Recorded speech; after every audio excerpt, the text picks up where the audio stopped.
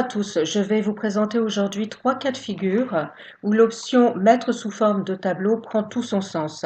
La première d'entre elles est la plus connue, il s'agit de mettre en forme en un clic de souris un petit tableau très simple tel que celui que vous avez sous les yeux. Celui-ci ne comporte pas de ligne de total, ce qui rend les choses beaucoup plus aisées puisqu'il me suffit de me mettre sur une cellule quelconque de mon tableau, je n'ai pas besoin de le sélectionner. Excel va en détecter les limites. Je vous montre.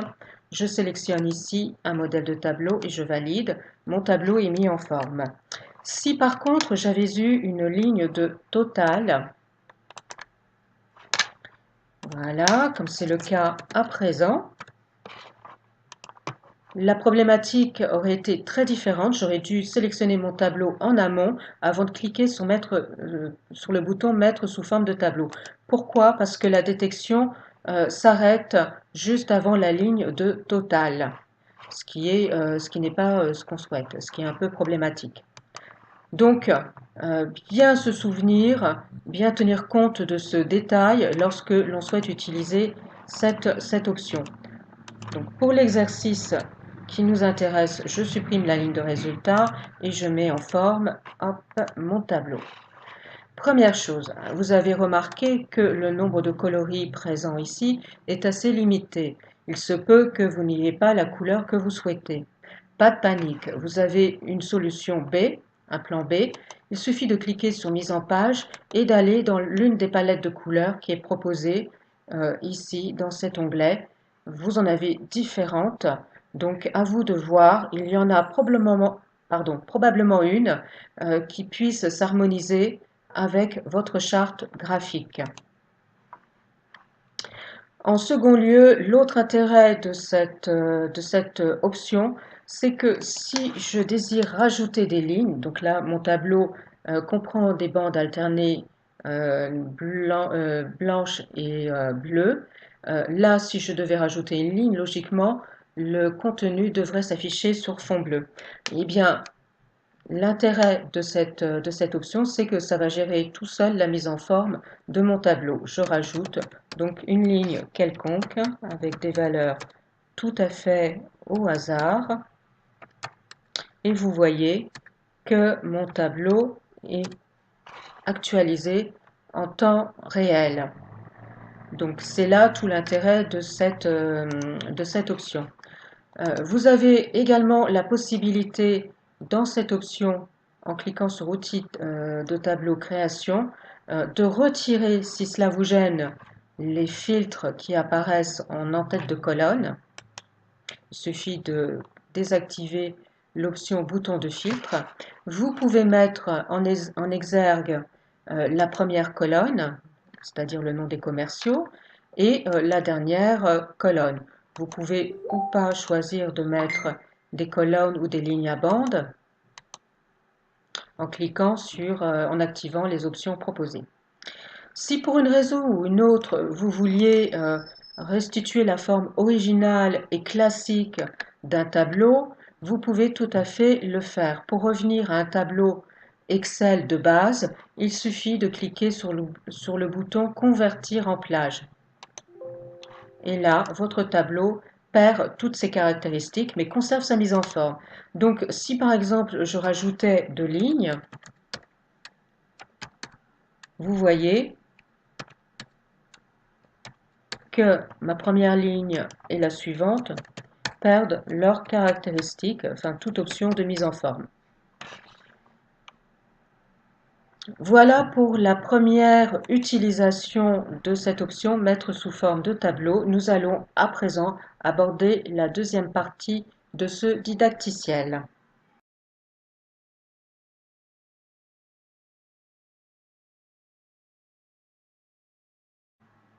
Pour cette deuxième utilisation, nous allons parler tableau croisé dynamique. Vous avez sous les yeux une base de données classique qui va servir à la conception d'un tableau croisé dynamique.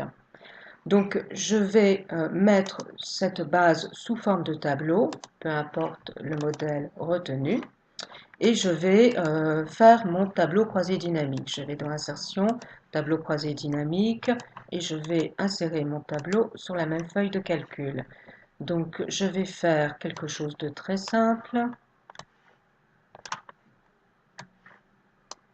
Voilà, et je vais mettre en forme le nombre pour que les chiffres soient beaucoup plus lisibles. Donc j'ai ici un petit tableau croisé dynamique avec une colonne de total général. J'ai ici une base de données pour 1 254 000 euros, peu ou prou. Pour vérifier, je peux automatiquement ajouter le total à mon tableau. Il suffit de cliquer dans Outils de tableau, Création, Ligne de totaux et vous voyez que le résultat s'insère. Alors, deux petites précisions à ce sujet. Euh, la ligne de totaux s'insère automatiquement et uniquement sur la dernière colonne de votre base de données. Donc si ma colonne montant s'était trouvée ici ou là, je n'aurais pas pu obtenir le total général. C'est une première limite à cette option.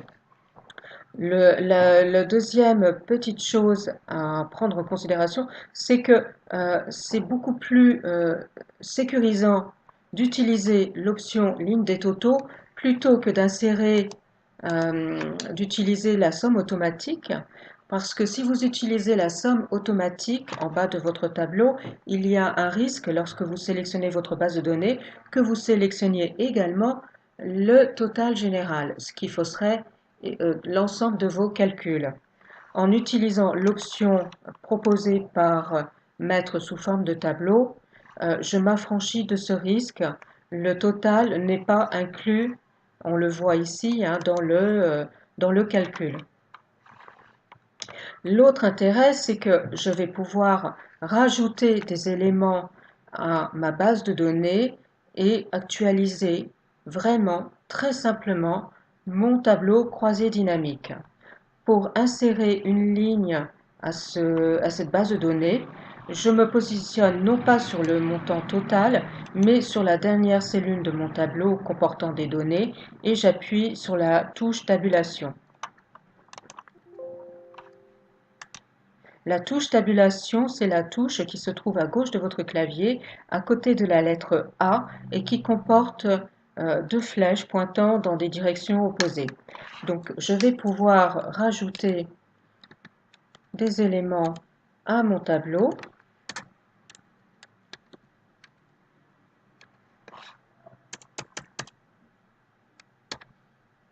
Voilà.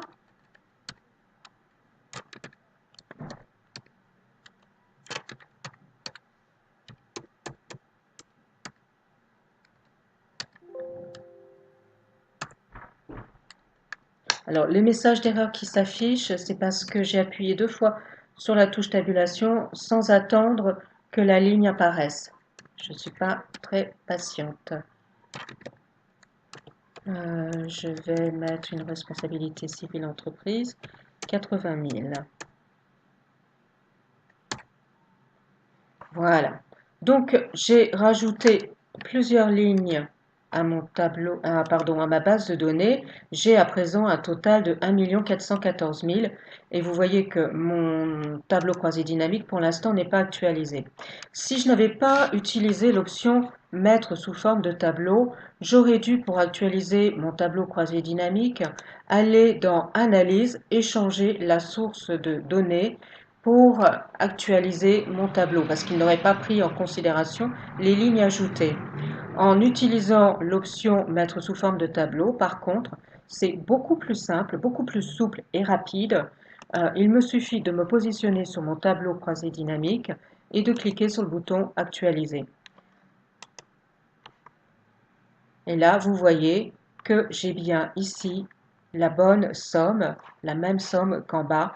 Donc mon tableau a bien été actualisé. C'est un réel gain de temps lorsque vous travaillez avec des bases de données et des tableaux croisés dynamiques.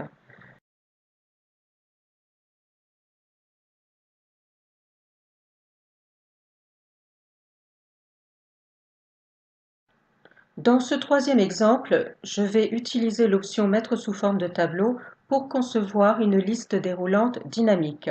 L'objectif ici, ce n'est pas de vous expliquer comment on fait la liste déroulante, mais le plus que peut apporter l'option mettre sous forme de tableau. Donc, j'ai ici les éléments qui vont composer ma liste déroulante. Dans ma liste déroulante, j'aurai les valeurs qui vont de 1 à 4. Je sélectionne donc une cellule quelconque de mon tableau, je mets sous forme de tableau, je valide. Je vais à présent sélectionner uniquement les valeurs de ma liste, c'est-à-dire les choix que je vais pouvoir opérer. Je n'ai pas besoin de l'entête de colonne, c'est très important. Je ne sélectionne que les valeurs et je vais attribuer un nom à ces valeurs. Par exemple, mes valeurs. Et je valide. OK. Je vais ici positionner mes listes déroulantes. Je vais donc dans le menu Données, validation des données, liste. Et là, donc, je vais me référer au nom que j'ai attribué à cette liste. Donc ici, vous voyez que je retrouve bien les valeurs présentes dans ma liste déroulante.